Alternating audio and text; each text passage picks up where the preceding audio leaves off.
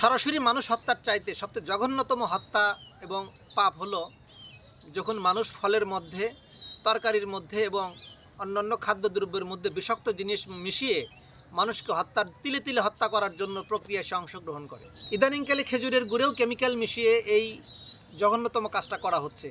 BSTI মাঝে মাঝেই অভিযান চালিয়ে ধরনের গুড় ব্যবসায়ীদের ধরে, কিন্তু বন্ধ হয় না কোনোভাবে। অস্বাস্থ্যকর পরিবেশে বিষাক্ত জিনিস মিশিয়ে, এমনকি নন ফুড গ্রেড কেমিক্যাল, যে কেমিক্যালটা, যে রঙটা খাদ্যের মধ্যে ব্যবহার নিষিদ্ধ, যে রঙটা দেওয়ালে দেওয়া হয় অথবা ডাইংয়ে ইউজ করা হয়, সেই জাতীয় রং তারা বাজার থেকে কিনে আনে নিম্নমারে এই উপকরণগুলো দিয়ে তারা এই গুড়গুলো তৈরি করে। এবং মানুষ কতটা অসহায় হলে মানুষ বাধ্য হয় এই সমস্ত গুড় কিনে পিঠার আয়োজন করতে, কারণ কিছু তো করার নেই, বিকল্প তো আর নেই।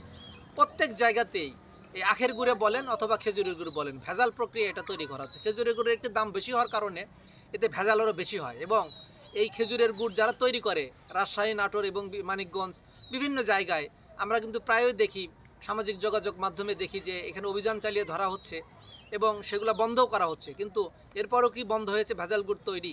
এজন্য গুড় যারা কিনবেন খুব পরিচিত মুখ দেখেও যদি কেনেন তাতেও তো লাভ নেই, কারণ সে তো নিজে তৈরি করছে না, সেও অর্ডার দিয়ে রাজশাহী, নাটোর থেকে নিয়ে আসছে।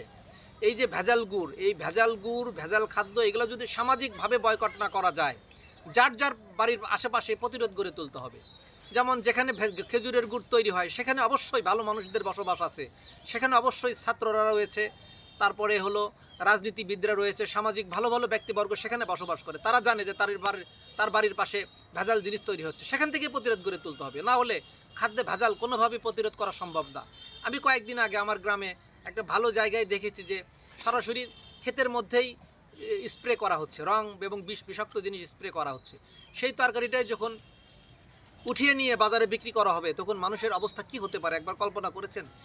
এত মানুষ, ভ্রাম্যমাণ আদালত বসিয়ে এগুলো বন্ধ করা সম্ভব না যদি আমরা সামাজিকভাবে সচেতন হয়ে ভ্রাম্যমাণ আদালতকে সহযোগিতা না করি। এই জন্য সবার নিকট আহ্বান, প্রত্যেক এলাকার যারা সচেতন ব্যক্তিবর্গ রয়েছেন, রাজনীতিবিদ, সমাজবিদ এবং ভালো ভালো ব্যক্তিবর্গ, বিশেষ করে ছাত্রদের প্রতি আমার আহ্বান, স্ব স্থান থেকে যেভাবে আপনারা একতাবদ্ধ হয়ে একটা প্রতিরোধ গড়ে তুলে সমাজের এই যে পরিবর্তন এনেছেন, ঠিক একইভাবে কিন্তু এই বাড়ির পাশে এই যে ভেজাল ব্যবসায়ী, খাদ্যে ভেজাল দেওয়া, ফরমালিন দেওয়া, এদেরকে প্রতিরোধ করতে পারে। না হলে শিকার কিন্তু আমি, আপনি, আমার ভবিষ্যৎ প্রজন্ম সকলেই। এবং তারা কিন্তু আমাদেরকে হত্যার জন্য, তিলে তিলে মারার জন্য তারা খাদ্যে ভেজাল মেশাচ্ছে। সুতরাং এই খাদ্যে ভেজাল প্রতিরোধে যার যার অবস্থান থেকে যে এলাকায় বসবাস করেন সেই এলাকা থেকে অবশ্যই প্রতিরোধ গড়ে তুলবেন, এই আশায় ব্যক্ত করছি।